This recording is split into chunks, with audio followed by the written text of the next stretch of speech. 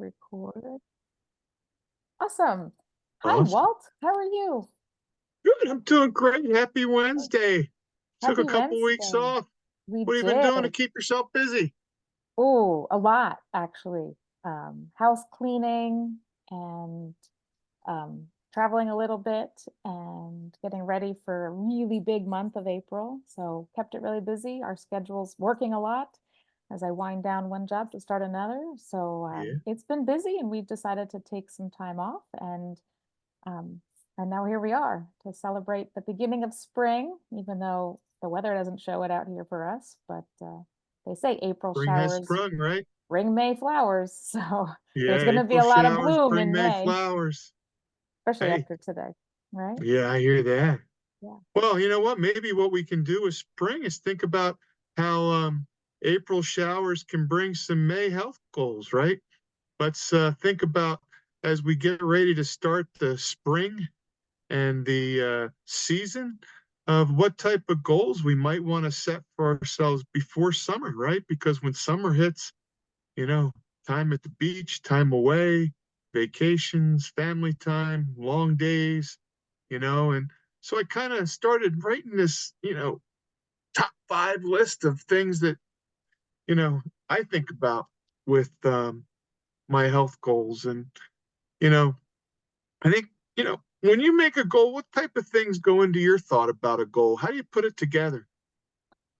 For me, I've had to learn over many, many years on what a goal really should be for myself and in general. But one of the very first things I think of is it has to be very specific, right? I mean, we have SMART goals, and the S in SMART is specific. I can't say to you or to anybody like, oh, I just want to get healthy. Well, what does that really mean? But I can say Right. I want to exercise X number of days a week because I like to have tone and strength. Or I can say I want to weigh a certain amount because I will, feel better and look better in my clothing. So I have to be very specific with my goals. Um, that's the first thing I would say.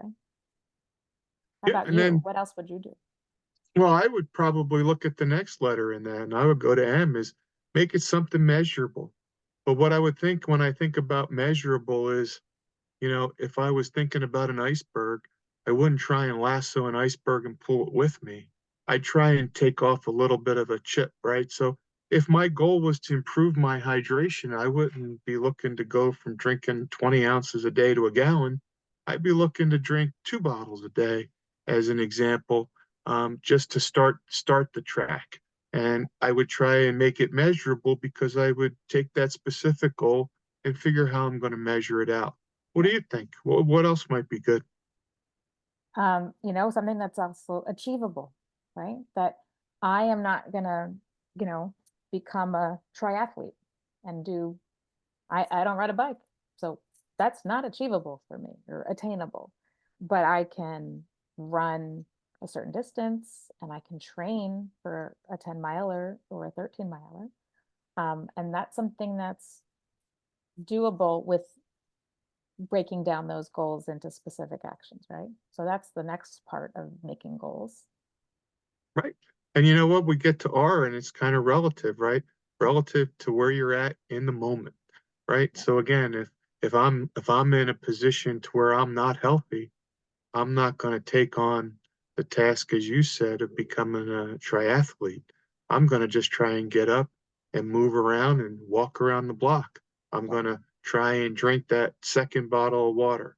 I'm going to take something very specific and make it better by maybe just exercising 1 day a week or Right. 5 minutes a day, because that's relative to where I am now rather than where I want to be, because that's the purpose of the goal is to get where I want to be. Yep. And how would you wrap that all up in a little bow? Yeah, well, it's got to be time sensitive, really. So I can't say I want to be healthy by the end of the year because I could lollygag for a lot of months if that's the case, and then go on to that's the January approach, right? Like, Right. I'll start next month, I'll start in the new year, timestamp it, right? So I want to be able to, I'll keep on the exercise theme, right? I want to be able to run a 5K in less than 30 minutes by the end of May. Okay, that's a very specific measurable, achievable, relevant, and time-sensitive goal. And then we get to work backwards and put those steps in place. And one could go one step further is take that concept into another good thing that we know about having goals is journal, right? Is we could start journaling and calendarizing these things that we want to do so that we know if we have something that we write down in the form of an I will be specific and all those other things that we just talked about and have time sensitive. We can now get a calendar and write down the number of times that we think we need to do it to get where we want to be. And then we can journal in the morning before we leave as a part of developing a morning routine, because that just comes along with everything we're trying to achieve. We can start to journal our wins or our opportunities, and we can tell ourselves when we didn't do what we wanted to do, and talk about the why to ourselves, because the goal isn't something that we're going to go publishing on social media, because the goal's relative to us. And so we're going to focus on us. So the conversation is going to be with us. And when we start to have success, people are going to notice, because we're going to come off different in our day. We're going to have a different level of vitality, right? What do you think? Yeah, absolutely. Although I'm going to add a little piece to that, because once we know what it is that, if I know what I want to achieve, having an accountability partner, coach, friend, a relative to tell them my goals, now it makes it real. Because I could hit the snooze button if I wanted to before getting up to exercise.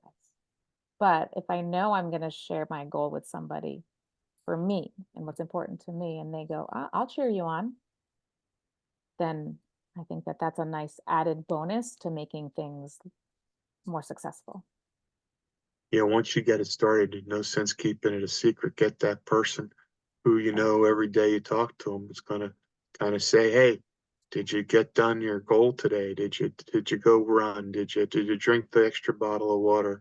Did you go to bed at a decent hour so you could improve your sleep?" Any of those things that may be goals for the springtime, um, to improve your health and well-being. Yeah. And I think there's people out there who probably, can't think about goals for themselves, but they know that it's important for other people if they have it. So maybe that person who's not ready to set a goal or has some fears because they've always kind of tried and failed, even though we never really fail, we just give ourselves feedback. Go be the encourager for somebody else, right? So,